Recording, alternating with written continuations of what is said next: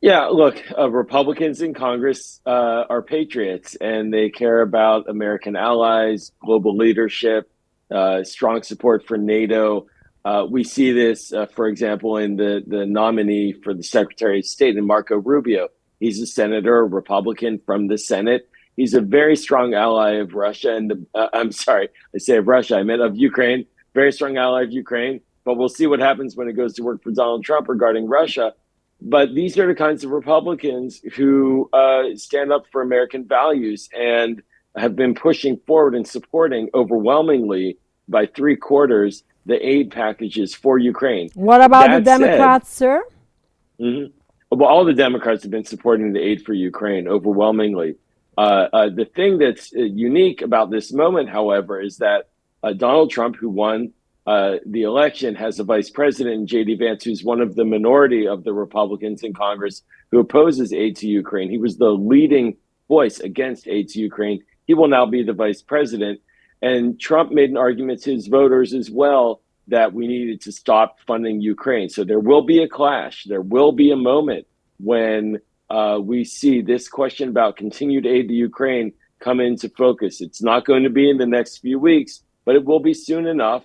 And Ukraine will ask for American support to continue. And the pressure will come from Congress to continue that.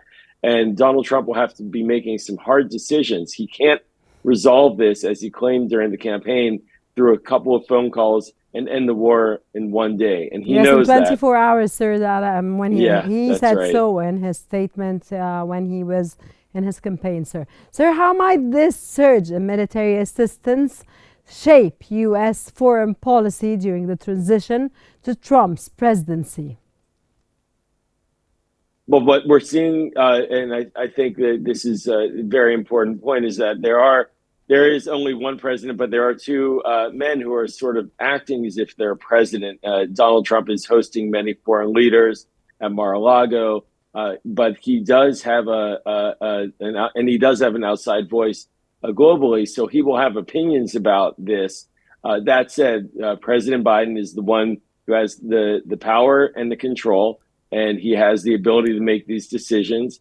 And so for the Trump team, they are trying to find ways to deal with the last few weeks of the Biden administration decisions in many areas, not just in foreign policy, where there will be, for example, rules put in place on domestic policies that the Trump team will likely try to reverse when they come into power on January 20th. And, sir, much happens in 20 days. That's right. That's right. It's a major change in American policy.